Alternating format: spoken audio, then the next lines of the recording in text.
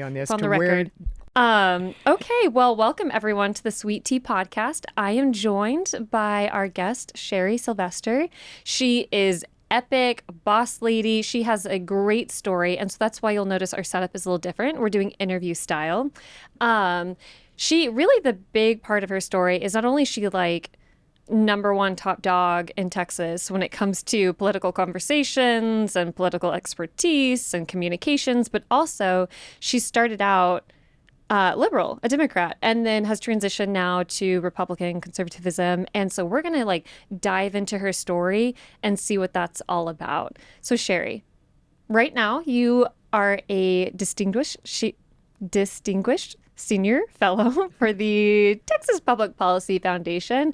What does that role look like here? It's different every day. It's different every day. I do a lot of work on Texas history and keeping Texas Texan. But I also got involved in the last session in something that I think is critical to keeping Texas Texan, and that is fighting the battle against diversity, equity, and inclusion in Texas. Mm-hmm. We needed a bill. I worked on the bill, and we got that passed, the strongest anti-DEI bill in the country. That's amazing. And can you just walk through really quick for our audience, like what DEI is, just kind of like in a bullet point? DEI is the driving woke policy on campuses. It's in businesses. It's everywhere. Diversity, equity, and inclusion.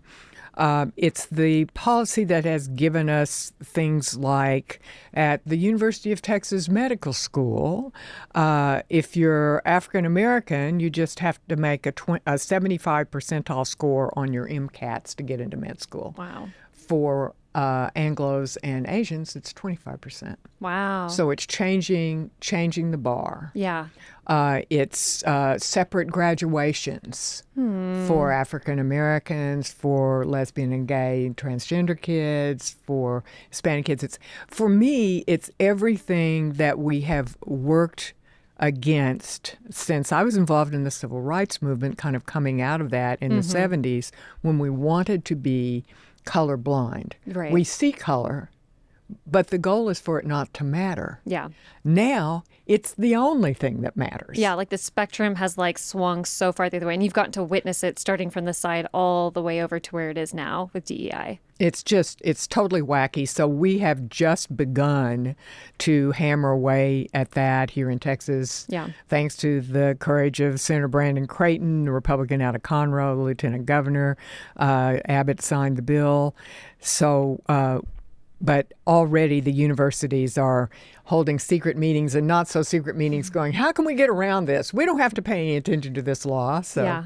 we'll have to see. It's a big war. Yeah. Absolutely. Okay, so I also have here that you are an award-winning journalist. You're an amazing writer. You write an article here. What's the name of it? I write the 9th and Congress newsletter. Yes. Which is, we're here at 9th and Congress. The Capitol is up at 15th and Congress. And so I think this perspective on Texas is a pretty good one. Yeah. From right here. And I try to write about issues that, how they look from here. I've worked in, this is the 4th state capital that I've worked in, and I've also worked in Washington, D.C. So I have a lot of different perspectives about place. Yeah. And how politics impacts place. Place impacts politics, I should say. And so hence 9th in Congress, here we are. Yeah. And it's interesting, the media is at 10th in Congress. Interesting. That building is filled with reporters. Yeah. And so they've got a block up on us. And you have a podcast. And I have a podcast, 9th in Congress. Yeah. So everyone go check that out. It would be awesome if you could like and follow that as well. Shameless plug. And you can get it on Spotify or wherever you get your podcasts. Da-dunch. That was like a comedian thing. It should have been like, do-do-do. Like, yeah, your little intro to your pod. Okay, so you've done a lot of really cool stuff. I remember when we were talking earlier, because normally our viewers know we usually bring like a food to kind of get to know our guest. And you talked about bringing on tomatoes. And I have a quote here that you said your father would often say, and it's that we have the best tomatoes in the world. What does that mean, and where are they? I grew up in the Oklahoma oil fields, and my father made it very clear to me from the moment I could understand tomatoes that the best tomatoes in the world grew in Oklahoma. And clearly, we were never allowed to eat a tomato from California because they tasted like sawdust. And when they would be in the stores, you would say, don't even bother to buy them. And of course, not from Texas. Oh. And what I learned about this, I mean, I believe that there were good tomatoes. And then later on in my life, I was working up in New Jersey, and New Jerseyans, I would get there and they'd say, well, of course you've tried our New Jersey tomatoes. And they have a whole thing. They think they have the best tomatoes. Not Pennsylvania, not New York, but all big agricultural states up there. And I went to France.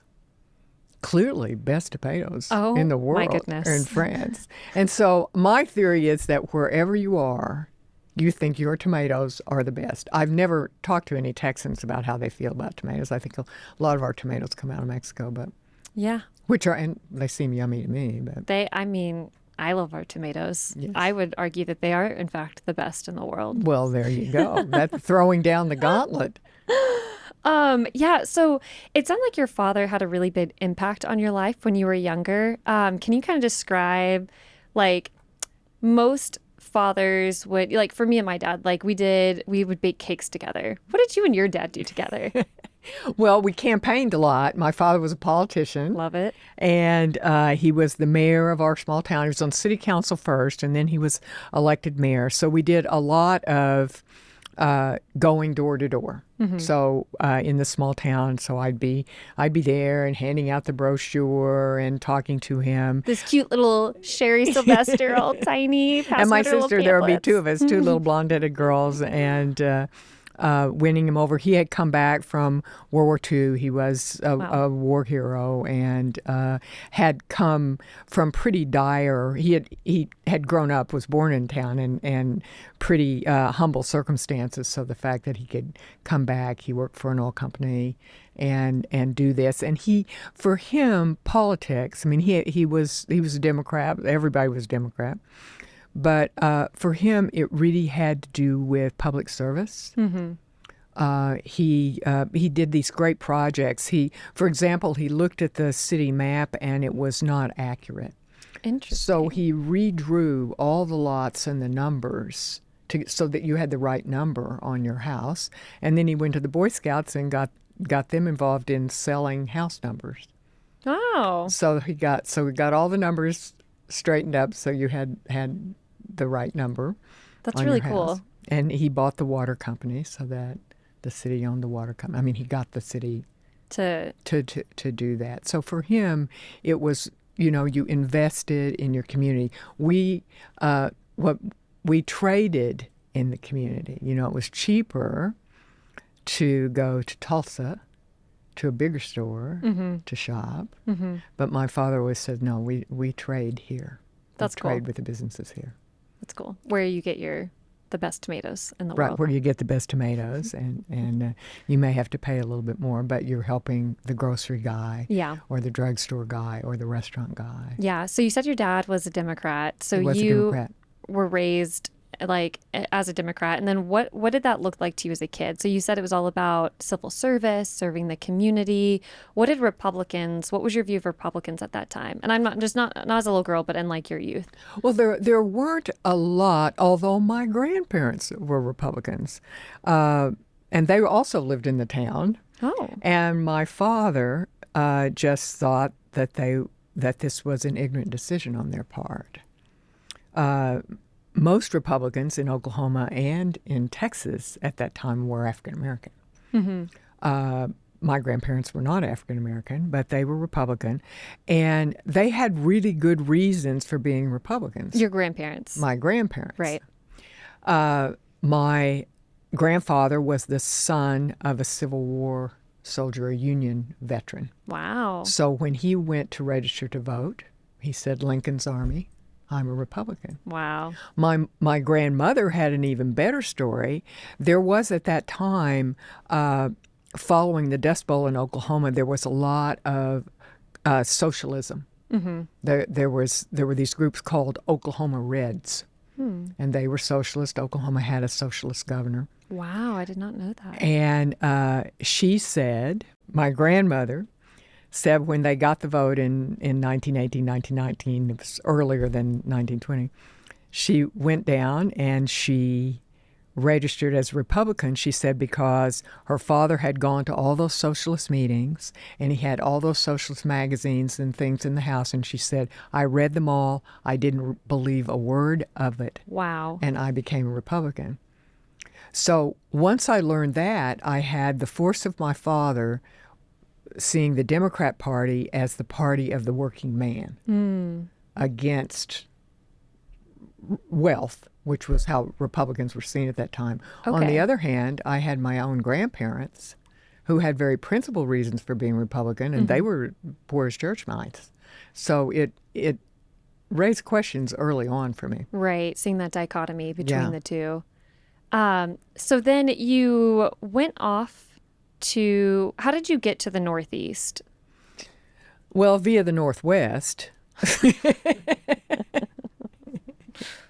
I left Oklahoma State and went to Portland, Oregon, and worked in criminal justice, police, community relations. And I was always writing.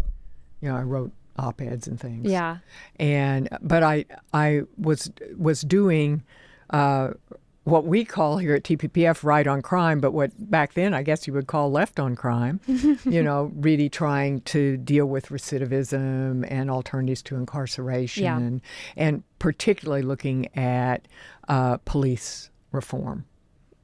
And I worked in Oregon, but I didn't think that there was any point in doing that kind of work in a West Coast city where there wasn't any crime. I wanted to be in a burnt-out, riot-torn East Coast city to see if these ideas actually worked. And so I got a job in New York City and began working there on a lot on corrections issues, prisons, jails. Worked on the mayor appointed me to his crime and drug commission, so I did work there. Yeah, and so was the mayor at that time David Dinkins? Not yet. Okay, we will get to that. Okay, so you moved there. Just tell me about like your social life. What year was this that you were in New York City? I think I was in New York City in the middle 80s. Okay, and so social life there. You were at this point. Were you a feminist? Were you liberal? Were absolutely, absolutely, totally feminist, and this world that I was in, it brought friends with it. Because all my women friends, we called ourselves the Bat Women, because people were working in parole. People were working in alternatives to incarceration. People were working in courts. So we all were working around the criminal justice system. Okay. And we were women, and we had to stick together. It was difficult. I mean, it's very competitive. Yeah, and it's a man's world at that point. It's definitely a man's world at that point. People wanted more women, and I mean, I could always get a job. I was smart, and so was everybody else. But you really had to know what was going on, right. And without that network, yeah. So social life was built around that. Yeah, and then describe like feminism at that time. Like this is like when feminism really was seeing like its height, right? Like you came off the 60s and 70s, and like. What like socially, what was that like? You say it came with a group of friends, but like, were you guys going to conferences, or were you one of the people holding the posters up and going to the marches? I don't think we did much marching by that time in New York. We did, when I was on the West Coast, we began fighting against rape. And at that time, in lots of states, rape was kind of a free crime. It was very hard to get a conviction. That is crazy. And the kinds of things that we take for granted today, well, you were dressed provocatively, those things were real and could get your case thrown out. Or you had a date. The idea of date rape, that's fairly new. Yeah. So you're saying like these women, they'd wear like they're, just wearing a cute mini skirt and a nice blouse and they're going out and then they get attacked. Right. And then they go to court and they're like, well, you shouldn't have been wearing that outfit. Maybe right. What were you wearing? Oh, what my were you wearing? goodness. You were asking for it. Yeah. And one of the things that I remember from that time, and of course it was horrible for us and much worse for Black women. Mm-hmm. And I remember African American women at that time were advocating guns. And they, at one of our women's festivals, I worked on women's music festivals a lot. I love those. Oh, well, that's cool. That's a fun fact about Sherry we didn't know. And at one of our festivals, they were selling these T-shirts that said, "You can't rape a 38." Can you imagine if women walked around wearing that these days? Like, I don't know if it'd be scandalous or epic. Like, right. Well, it's a pretty clear statement, right? Of we will no longer be powerless. Yeah. And so a lot of those laws have changed, and but people take that for granted. Mm-hmm. That and when you see it abused, it just makes you crazy. Yeah. And I mean, when I hear this, I think it almost makes sense at that time that feminism was so attractive because you did see very outrageous things like that. And you did see the woman being pushed down and held back. And then you have like this cry of feminism that says like, no, we're going to stand up. We're going to fight for ourselves. We demand equality.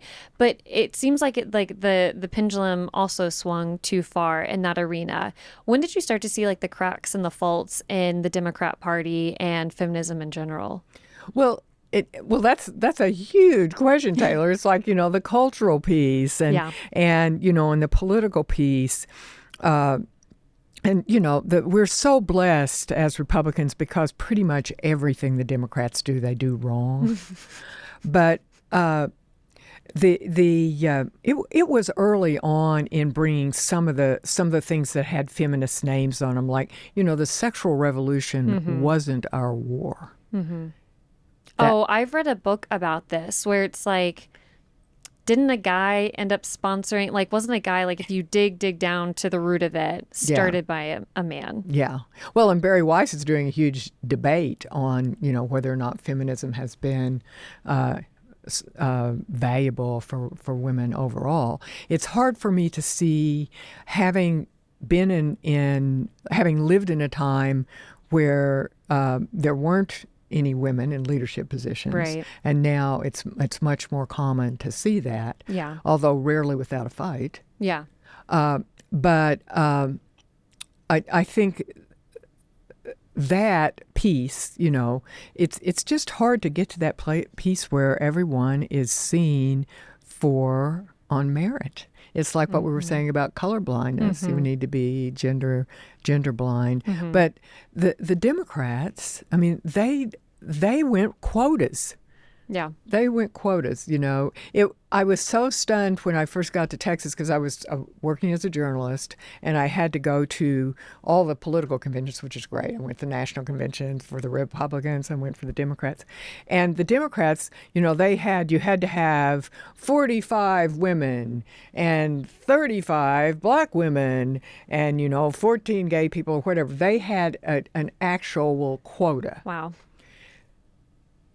During that time, the Texas Republican Party was led by women.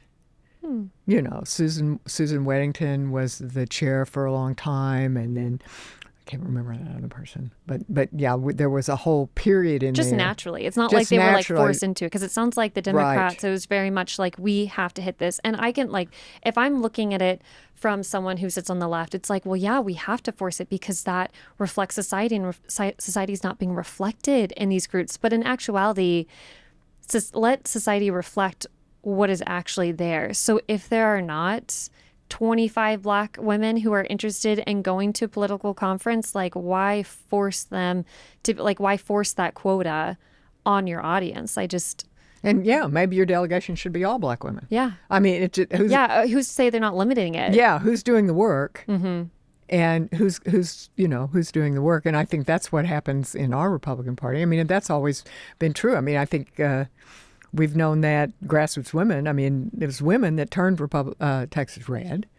Oh, I did not know that. Oh yeah. I mean, Barbara Bush, George the First's husband, came here, and she was involved in the whole grassroots women's movement, and the Texas Federation of Republican Women, that was founded when there were no Republicans.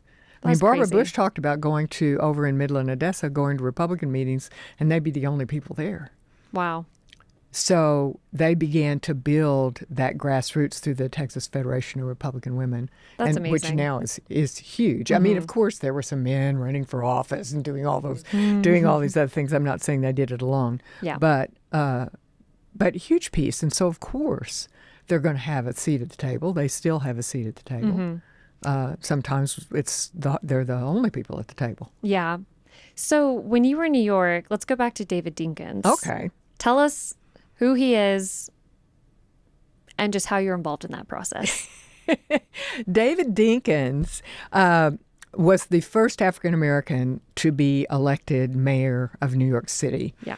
And I supported him. He had come to me because I was an expert on jails and incarceration and stuff. And so he had asked me to work with him on his campaign to make proposals on criminal justice reform. And I did that.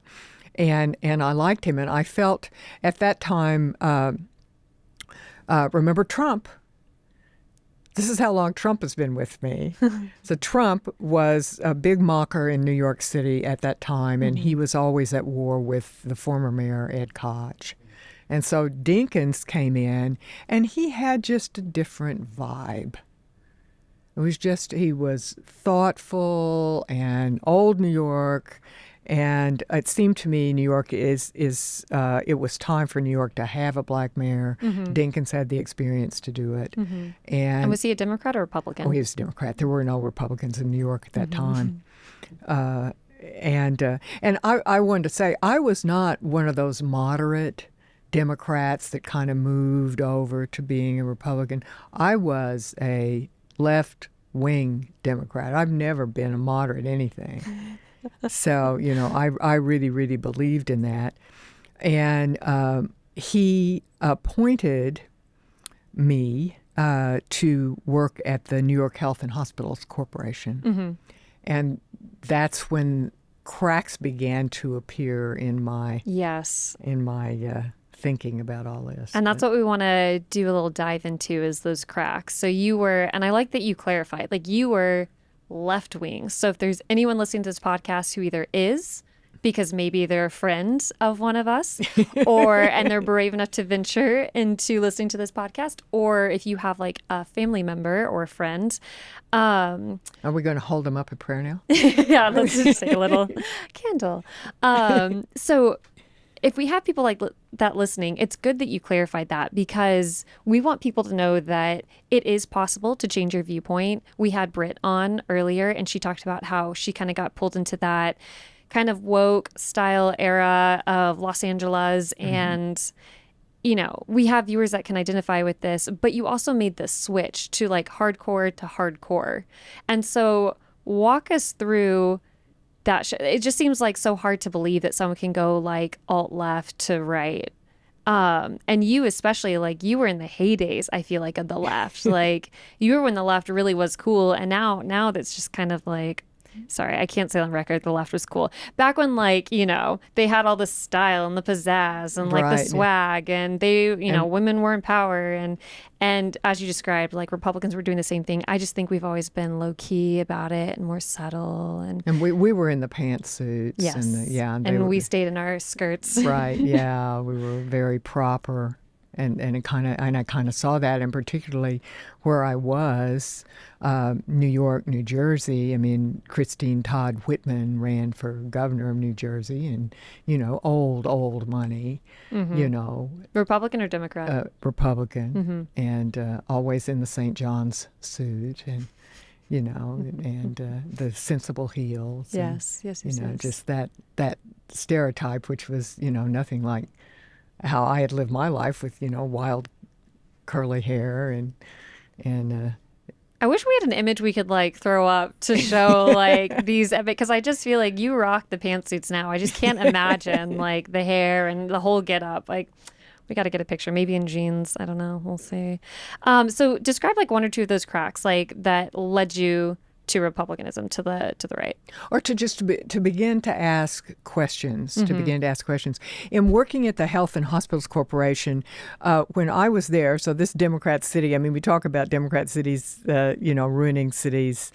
Democrats ruining cities. Now there were 4 epidemics: AIDS, low birth weight babies, tuberculosis, and asthma. And the city was broke. Wow. So it was like a third world country. And I was working at the Health and Hospitals Corporation. So we determined that one thing that we could do would be set up clinics for asthma. So you wouldn't have to go to the emergency room of the hospital, which is where everybody was going. Wow. Who was having an asthma attack. You could just go to a clinic and get an inhaler. And we started working on IDs and all this kind of stuff. And I was thinking, who could be against this? The mayor was signed off on it. He was excited about it. Well, who was against it was the New York City Health and Hospitals Workers Union. Well, that doesn't make any sense to me. Makes sense to me. They get paid a lot of money to do those extra hours. They wanted that overflow crowd in the emergency room was valuable to them. More valuable to them than the people of New York City. And we see, of course, Taylor, we see this same kind of behavior right now with the teachers' unions here in Texas, where they said it doesn't matter how much money you give us, we still won't support parental empowerment school choice. So, So I was like going, wow. Because I had my father. Democrats, unions, party of the working man. And no, we would just rather have these children choking in the emergency room, maybe dying, so that we can get that extra time and a half on our check. That is crazy. Yeah. So you saw that. So you saw that there was a disconnect between like, hey, this is servicing the people and this is actually a good idea. And then seeing that get rejected and pushed down by this, like the hospital system. So that was like a crack in the foundation that things weren't lining up. And that led you to ask more and more questions of like, well, what else isn't lining up? Yeah. I mean, I didn't just like go, oh my gosh, I must be a conservative that I'm even asking these questions. I did. But things like that just kept coming up. I was working in New Jersey on a school breakfast program. Breakfast makes a real difference. If you have a breakfast, you perform better. And the federal government provides food. You just need to pay the teachers or the assistants, the cafeteria workers, to lay it out there. I mean, we're not talking ham and eggs. We're talking about, oatmeal, banana, something like that. Well, they wanted time and a half to do it. And so everybody thought that was fair. And I was working in 3 counties. And, me, I can do development. I came in and I said, I think I can raise the money for this. It wasn't, it was Sure. Yeah, $700,000 or $800,000. Remember, that's Pfizer, that's AT&T, there were big corporations. Right. I think I can raise the money for this. And the school advocates said, no, we really don't want you to do that. We don't want to raise the money. We think it's a better story. What? And I'm like, a better story?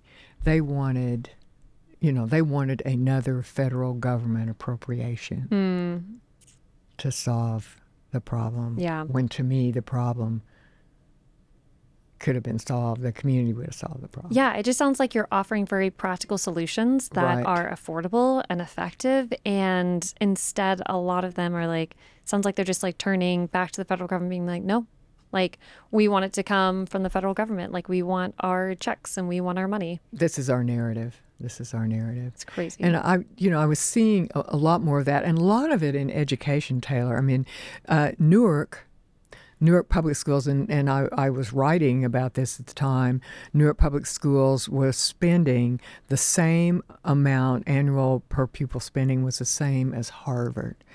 The graduation rate was 4%. Oh my goodness, 4%? 4%. And I was writing stories that they provided cars for the school board. What? For the Newark Public Schools. So they got cars. And I was interviewing people, and I said, well, what do you do with this car? And she said, well, they just told me I get a car, so I just went down and got a car. That is crazy. Yeah. I mean, I don't mean car like you go get a car. I mean car, drive you around. Oh, even fancier. Yeah. You get a personal driver. Right. You And get a full-time Uber. 96% of your kids. That's crazy. It's like, look at the incentives. Like, what are you incentivizing these teachers to do if you're giving this on the front end and, 4% graduation rate? It just literally nonsensical. Exactly. Nonsensical. Exactly. And it was, just tragic, And the more I started looking at that, particularly through education, school choice movement, I was working in the school choice movement then, so in the middle 80s. And it was just considered heresy to bring it in. I mean, they did ballot measures. People ran for office on that. And I've been writing about school choice for a long time. And, Crazy. Couldn't see it. So what was like the defining moment for you where you're just like, wow, I have to accept that, like, after everything I've seen, I don't think I'm a Democrat anymore?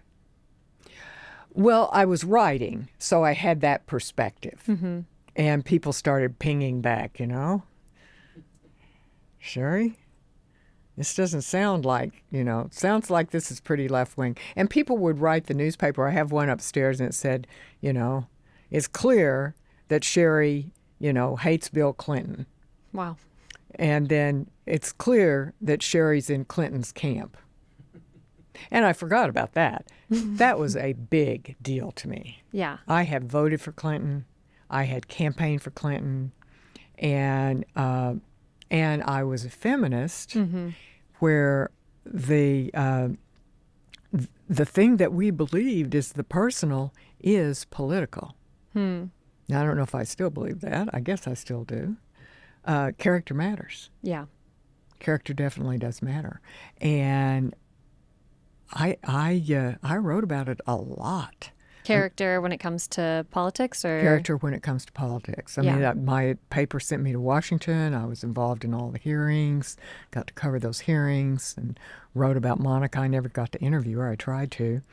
But, did you say Monica? yeah. Like Monica Lewinsky? Monica Lewinsky. Wild. Tried to interview her. But that whole, the idea of, we see now MoveOn.org is still around. MoveOn.org is still an organization. Oh, is that in education? No, MoveOn.org is a left-wing something. Gotcha. They still work on the left. But what they meant was move on from Bill Clinton. He slept with this intern, but let's move on. Oh, and just like not move on as get him out of office. Move on is just like, guys, he messed up. Like, let him go back to yeah, work. it's not a big deal. That makes no sense because like women's rights at that time, like Right, exactly. there just seems like there's a lot of conflicting stories out there. And a lot of that happened. I mean, James Carville, when the people were talking about Clinton, of course, Clinton's sex life was notorious. I mean, he made that statement, you never know what's going to happen when you drag a dollar bill through a trailer park. Wow. Well, I mean, classist, sexist. That's worse than what Trump said, in my opinion. Like that is awful. It's awful.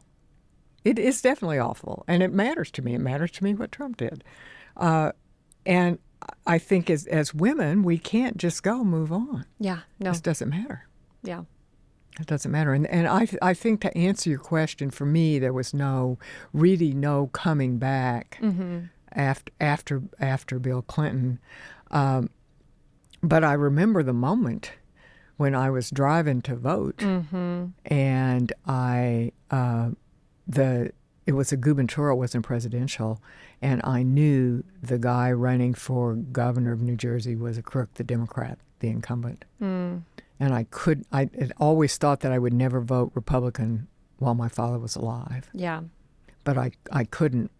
I was thinking about it, and I couldn't vote for him. So that was my first. Wow. So you're driving to go vote, and you just made the decision in the car of like, because it sounds like it all comes back to character, and like your writing almost seemed like a way for you to process all of this, and it's interesting that like your viewpoints, it sounded like they started to shift in your articles, and people were kind of noticing like, oh, like this is like a little bit of change in tone, and and then yeah, I just think that's so. I love that. It's like, it just feels like that could just totally be a scene in a movie of you just like standing, getting ready to vote, and just like life is totally going to shift for you, and you're going to vote Republican for the first time. Like, and vote for a woman. Oh, Republican woman. Yeah, I voted for Christine Todd Whitman. That was the first time I voted Republican, and it was for a woman. How cool is that? I know it was. And the thing was, I didn't like embrace it. Okay. I didn't embrace it. The thing that I thought was she had so much money that it was unlikely that she would be corrupt. Interesting. I mean, the Democrat, who she beat, Jim Florio, he had given all the state's bond business to his brother-in-law. I mean, that's pretty corrupt. Yeah. So the thing that I wasn't like, oh, great, I love these Republicans now. I just thought, well, she's probably not. This is strategic. This was Right. This was a strategic move of like, okay, I don't necessarily want to vote for the Democrat, but I don't really want to vote for the Republican. But like, there's no way she's going to win. So you know what? I'll vote Republican. Right, that's true. That's true. And Bill Bradley, remember the basketball star? You probably don't. I can't say I do. Bill Bradley played for the New York Knicks and was in the U.S. Senate for many years, and then ran for president. And he lost badly because he couldn't speak. But he told me one time, he said, the only relevant question in politics is compared to what? Ooh. And that's, of course, right where we've been for the last, decade. Yeah. Yeah. That's crazy. So was it then just like a slow shift for you of like, that kind of opened the door of like, well, I voted for Republican. So then did you just step into like the ballot box going forward and the rest of life kind of saying like, okay, well, the door's open now. Like maybe I want to take another step closer and then take a step through and maybe walk further down this journey. Well, being a reporter, I was really blessed because I got to meet everybody. And so, yeah, I voted, for people that I thought were the best people. But yeah, I began shifting over to more voting Republican. I voted for Dole. I guess I voted for Dole. I didn't vote for Clinton.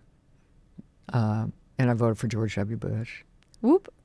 So I don't know. Hopefully we're allowed to talk about this on the pod. I don't see why we're not telling anyone what to vote for. I came down here. I was up at Karl Rove. I knocked on the door of the Capitol. I was like this reporter. I had this thing on, Trenton, New Jersey. I knocked on the governor's mansion. Oh, my gosh. Because I knew all these big money people from New Jersey were here meeting with him because he was thinking about running for president. Yeah. I knock on the door, and Karl Rove comes to the door. And I said, I'd really like to talk. I didn't want to talk to Bush. I said, I'd really like to talk to some of these New Jersey guys if they're committing to Bush. And he was just so gracious. He said, Sherry, we're not going to let you in. We're not going to let you in. But that was one of my introductions to Texas. Wow. So, and I always appreciated Carl after that. He was very gracious. That's awesome. So getting to more of like our pop cultural side of things, we were talking about the show, speaking of you being a young feminist out in New York City, Sex in the City. They just came out with their, I guess like their like, what do you call it? It's not a series. It's like their new launch for The sequel. The sequel. Yeah, the sequel. Yes. And just like that. And just like that. Have you watched any of it? I have watched quite a bit of it, and I don't know why. I don't know why. It was because that there was that kind of hypersexualization of women that happened, and because of that show. But I think the other thing that we love about that show is the fashion. Yes. I mean, none of the characters ever wore the same outfit twice. Crazy. So you were watching for that, and you were watching them do their professional back and forth as well as what they were doing with men. Yeah. Were you kind of the Carrie Bradshaw of politics in New York City? I mean, you're a journalist, walking around, doing your thing.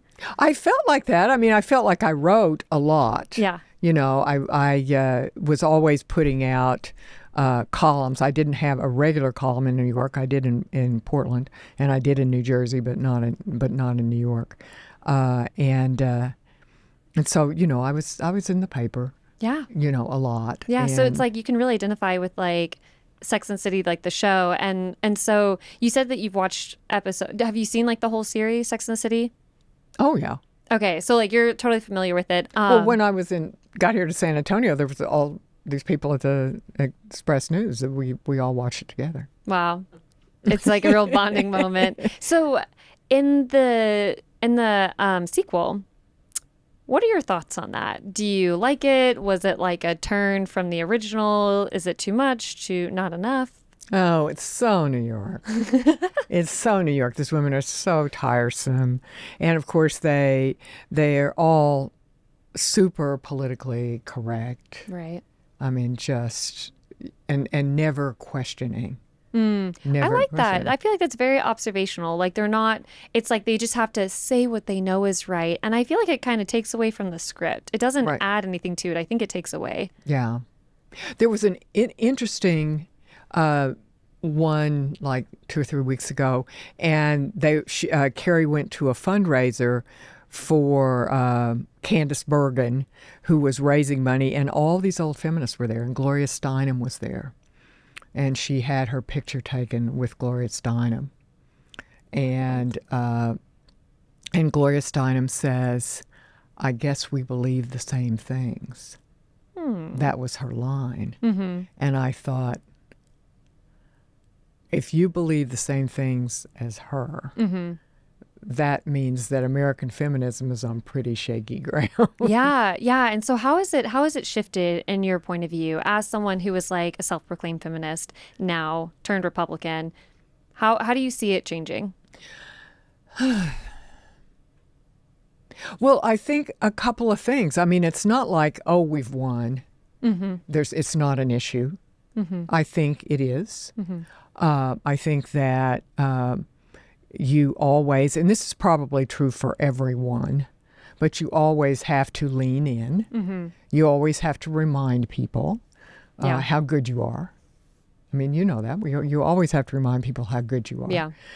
Because people tend to gravitate around the sameness. I've been really blessed since I've been in Texas.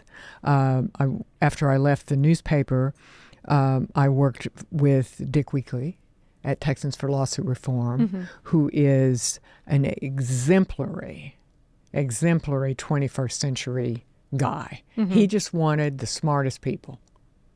Yeah. So that sounds like that's everything that they would have wanted on the left. Yes, it was certainly everything that I wanted. I just wanted to be judged on my merit. I wanted to be given a chance to do whatever I wanted to do. And he's such a great manager. You know, he runs one of the most successful home building companies in the country. So he would just always say, "Go. You have ownership of this. Just go do it." I love that. He like empowered you to go Right. make good decisions because your merit it was all based on your merit. You were smart, you were capable, you could pull this off, and he trusted you. Right. And it let me know how much I could do.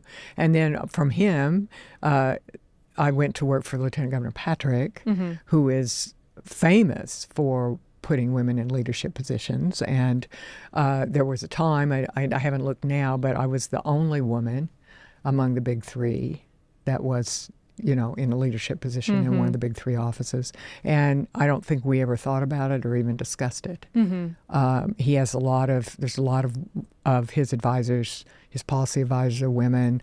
A lot of the Senate leadership, his lieutenants are women. So it was just an unconscious thing, which is what you want. Again. Exactly. I was about to say, I like that, like, you didn't notice it because, why would you have to look around and be like, yeah, there's another woman, like, we're doing this. It's more like, hey, we're all capable people and you're just interacting with someone then to get the job done. And it doesn't matter what they look like, what they, it all matters on like how good they are at their job, their expertise. Yeah. Yeah, it's a pleasure to work that way and never have to wonder. Yeah, going back to Sex and the City, it like the term exhausting came out, right? It's like it is a little exhausting to watch. Right. And I think what you just described is the opposite. It's not exhausting. It's just you're getting your job done. You're not wasting all this emotional energy trying to do these like little power plays of like, am I in the right like viewpoint here? Am I wearing the right thing here? Like, is this, it's not like overwhelming all your thoughts. And that's where I think, the left can get it wrong, but it can look right in the sense that it's like they know how to dress. They know, like, they focus so much on, the words and the emotions and the appeals and the fashion. And then, so the culture is all about them, right? They have Disney, they have the fashion world. Like, I get it. They have it all, except for the substance. And that's like just getting the job done. And I hate to like make it so black and white, but because there are good Democrats out there. There are, like, we're not saying that they're evil, but it's just what level of work are you actually accomplishing? And I just feel like, all of your stories show that's like, man, you've gotten so much done in your life. So much done. Well, and the energy. You were talking about it being exhausting. I think it's incredibly exhausting to be on the left. First of all, you're spending all this energy in fear of climate change. Yeah.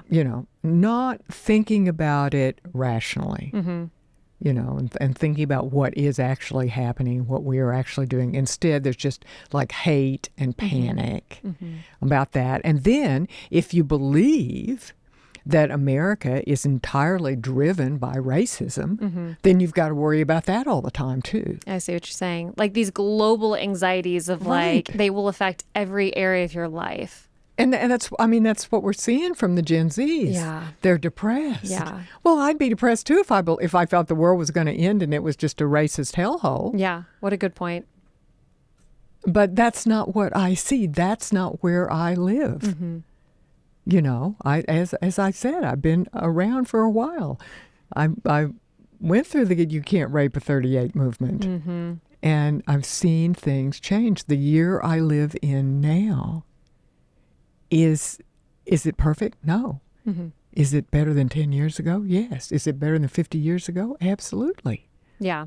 I like how you look at it in a very positive frame. Like, things are getting better. They may not be perfection. They may not be exactly what you want to see right now. And there's always going to be things to fix. But like looking at it and what was the quote you said about comparison? Policy is all about who you compare it to, or compared to what? Yeah, compared to what? Yeah, you're right. Like, yeah, so it's like, you look at all this eco-anxiety that Gen X is experiencing. It's like, okay, compared to what? Because my dad always said, and I don't know if how much of this is true, but when he was little, he was like told, like, you need to use plastic bags and not paper bags because we're killing all the trees and it's going to be the ice age. So you just better prepare. Like, and he's like, it's just so opposite to what they're telling you guys now. Now you're supposed to use paper bags and like, we're all going to die of like heat warnings. Like, I've just raised with all of that, like those counter perspectives. I'm like, oh, okay. Yeah. It's just, it's compared to what it's so much better than it was. So what would your advice be to a girl in college who is figuring out her career path, She has friends. She claims that she's more of a moderate. She probably leans a little left in certain areas. What would you tell her of like, hey, when you go out into the workforce, this is the advice that I would give you? And I know that seems like a weird, like, type of question, but it's just like they don't tend to know their worldview. It's not set in stone yet. So as a young a young college student with a flexible worldview going into the professional world, what advice would you give someone like that? Well, one thing, I mean, one of the things that we who are not Gen Xers tend to experience is an unwillingness to debate or discuss issues. Because I think from what I've read, although the Gen Xers in my life will usually talk, but a lot of times they don't want to talk. Well, racism is not debatable. We're not going to discuss that. Climate change is not debatable. We're not going to discuss. Debate everything. Right. Just, ask questions. Practice. If you get uncomfortable if somebody disagrees with you, practice listening and hanging in and asking questions. And if you do that, then trust your judgment, what feels right to you. Read. Don't get yourself in some silo. Don't just listen to the Sweet Tea podcast. Listen to this and 901 Congress. Right. Listen to this and 90 Congress and look at all sides, listen to what the people at CPPP are saying, Yeah. I like that you said that because so you said Gen Xers are like, they don't want to debate, but I see that also in like a little bit of millennial, but like mostly Gen Z of like, just be PC, don't ruffle feathers. Like things are too toxic right now. Like there's too much going on. There's too much hate in the world, but it's like, I like that you called it debating because debating doesn't mean like, oh, we're in this heated argument. It just means we are pushing each other's worldviews by the questions we're asking and we're wanting a defense for them. And honestly, all of this makes me wish that like they would teach logic and reasoning in like high school and make it mandatory in college because I think we've lost that. I think we've got a bill for that. I love it. I think we're working on that. But, you said something that I think it's really an overused word. Oh, the situation in my office is so toxic. Toxic. Give me a break. You want to know toxic? Sit right over there and let's talk about toxic. Right. I mean, the kinds of things that the women before you have had to endure. And that not things that are actionable. Just things that are hostile. Yeah. And I think so overused. So you need to be, the other thing I would say to this person is, find something that you love to do. We're really blessed right now. You can do practically anything you want in any frame that you want. And if you're doing that, then everything is built around making that work. I always knew that I wanted to write. But once I worked for newspapers and in media companies, I knew I didn't want to do just that. I wanted to be involved in shaping politics and shaping policy. Well, and everybody told me you couldn't do that. Same with me. I'm a designer, and they're like, "What, you're going to do design with politics? Like, what are you going to do, make a poster?" And I was like, maybe I'll do more. I don't know. We'll figure it out. I don't know. You make some pretty cool posters. Oh, Taylor. thank you. But yeah, make it, it work. I mean, 'cause everybody told me you've got to decide if you want to be a player or a pundit. No, you don't. I like that. So you're saying like, ladies, like you paved the way. Right. You and your generation paved the way, and you're telling them like, you guys have choices, like don't waste it, like get out there, explore your interests. You have the luxury of doing something that you would love and enjoy.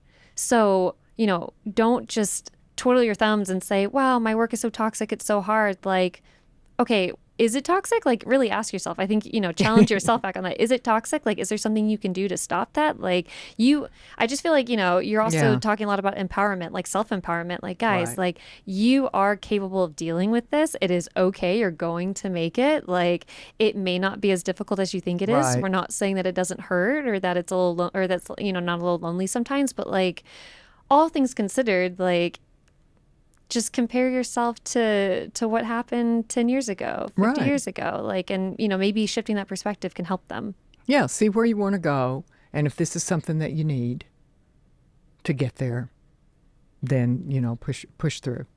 Push through. Because you never know. And that's the other thing with people in staying here at 9th and Congress and around here. So I've been working up around the Capitol for over 20 years, this Capitol. You never know people where they're going to show up. That's cool. You never know where they're going to show up. And so it's really good not to have a very long list of enemies. I like it. Okay, so don't make enemies. Don't make enemies. I mean, I've got a few people who I think just have done things that were inexcusable, but for the most part, they're going to show up somewhere else. They're going to be on the other side of a table. I like that. Little Somewhere. interns hanging out. You're just like, okay, like treat them nicely because they could be Right. running for office and trying to get your bill passed. And they could get elected and trying to get your bill passed. That's really cool. Well, Or- Sherry, yeah. Or you're trying to get into somebody's office and the intern's thinking maybe there's no time for you. Yeah. Or they think you're the coolest and they let you in at the front of the line. That's how I see it going for you. Sherry, thank you so much for joining us on this one-on-one interview. Your story is so awesome. Thank you for paving the way for girls like me to get out there and wear jeans and wear skirts and wear whatever we want, but also to just get to go out and feel safe as a female and safe, like physically, but also safe to pursue our dreams. Like we did not have to climb the hill that you girls climbed before us. And I just, from my generation to yours, we say thank you for paving the way. It's been really fun talking with you. Oh, thank you, Taylor. It's been great. And of course, climbing those hills, it's really good to be wearing jeans. Yep. And heels. We'll climb it in jeans and heels. All right. Thank you guys for joining us on this interview style of the Sweet Tea podcast, the Sweet Tea series. Join us next week. Ari will be back and we will have another super fun guest. Thanks, y'all.